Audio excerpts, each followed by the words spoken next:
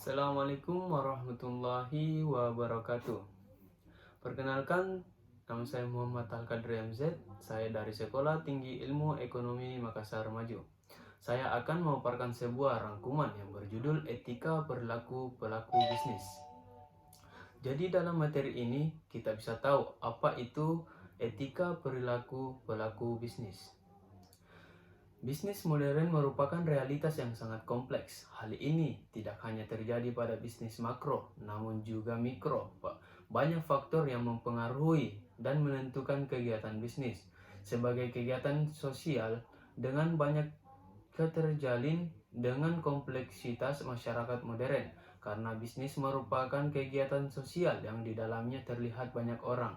Bisnis dapat dilihat sekurang-kurangnya dari 3 sudut pandang berbeda, antara lain sudut pandang ekonomi, sudut pandang hukum, dan sudut pandang etika. Perilaku adalah sekumpulan perilaku yang dimiliki oleh manusia dipengaruhi oleh adat, sikap, emosi, nilai, etika, dan kekuasaan.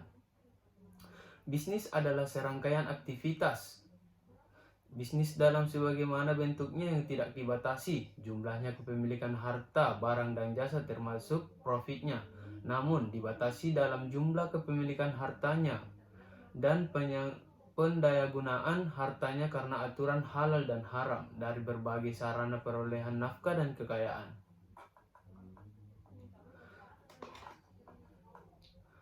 Faktor lingkungan bisnis. Seringkali para eksekutif perusahaan dihadapkan pada suatu dilema yang menekannya, seperti halnya harus mengejar kuota penjualan, menekan ongkos-ongkos, peningkatan efisiensi, dan bersaing.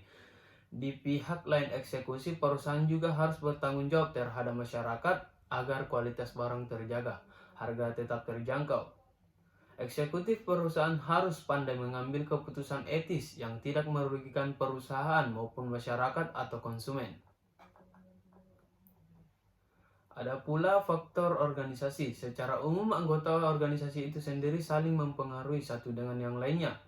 Di lain pihak, organisasi terhadap individu harus tetap berperilaku etis, misalnya dalam masalah pengupahan, jam kerja maksimum.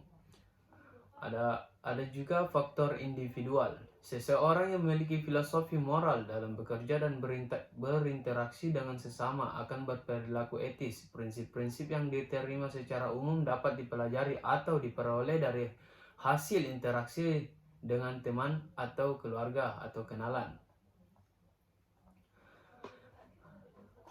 Ada beberapa pemegang kepentingan utama yang terlihat dalam bisnis, yaitu 1. Pemilik, 2. Karyawan, ketiga kreditor, keempat pemasok, kelima pelanggan, dan keenam investor. Unsur yang harus diperhatikan dalam bisnis yang beretika adalah nilai keadilan. Perhatikan beberapa perbuatan ketidakadilan etika bisnis yang terdapat dalam pengaturan pemasaran. Proses mendapatkan barang yang dilakukan dengan menghadang supplier di pinggir kota sebelum masuk pasar untuk mendapatkan harga lebih murah. Mengurangi timbangan, menyembunyikan cacat yang terdapat di barang, melakukan manipulasi pemasaran, memanipulasi penawaran atau permintaan, menjual barang dagangan dengan harga yang jauh lebih tinggi dari harga pasar secara sengaja. Pendorong individu untuk melakukan aktivitas bisnis secara beretika pada beberapa poin antara lain. Adanya keyakinan bahwa semua tindakan akan diminta dipertanggungjawabkan oleh Tuhan. Adanya keyakinan bahwa semua tindakan akan diminta pertanggungjawabkan oleh Tuhan. Adanya kesadaran bahwa aktivitas bisnis yang beretika merupakan bentuk perwujudan kontrak sosial masyarakat yang mengikat. Adanya dorongan mencapai nilai keutamaan melalui kegiatan bisnis yang beretika. Dalam bisnis tidak dipandang sebagai upaya untuk mendapat keuntungan sebesar-besarnya semata, tapi dipandang sebagai nilai keutamaan.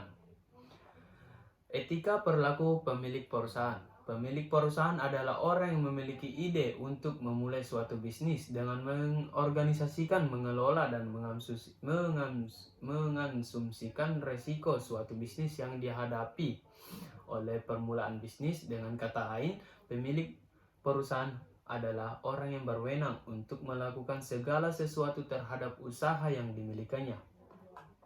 Salah satu unsur penting yang harus diperhatikan oleh pemilik perusahaan adalah etika terhadap karyawan. Adapun beberapa tanggung jawab perusahaan terhadap karyawan diantaranya, yaitu komitmen hukum dan sosial.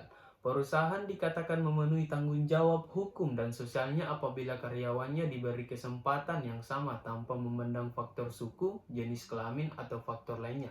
Bila mengabaikan hal tersebut, perusahaan akan menghadapi resiko tuntunan hukum. Ada juga komitmen etis. Menghargai karyawan sebagai manusia juga berarti menghargai pelaku mereka sebagai individu yang bertanggung jawab secara etis.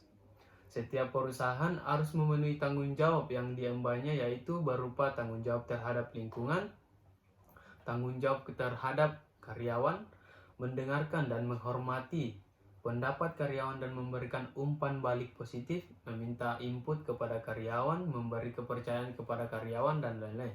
Tanggung jawab terhadap pelanggan dan melindungi hak-hak pelanggan berupa hak mendapat produk yang aman, hak mendapat informasi segala aspek produk, hak untuk didengar, hak memilih apa yang akan dibeli. Terus, mengapa pelaku bisnis dalam menjalankan usahanya harus memiliki etika bisnis dan tanggung jawab? Pada saat menjalankan bisnis ataupun suatu tugas diperlukan adanya rasa tanggung jawab dan sebuah aturan untuk mengatur tindakan yang akan dilakukan. Hal tersebut menjadi pendorong bagi sebuah bisnis untuk menuju arah yang lebih baik atau lebih sering disebut dengan kesuksesan. Oke, baik, itulah tadi materi yang saya paparkan. Semoga yang menonton ini bisa menyimak apa yang saya paparkan dan semoga bisa bermanfaat. Assalamualaikum warahmatullahi wabarakatuh.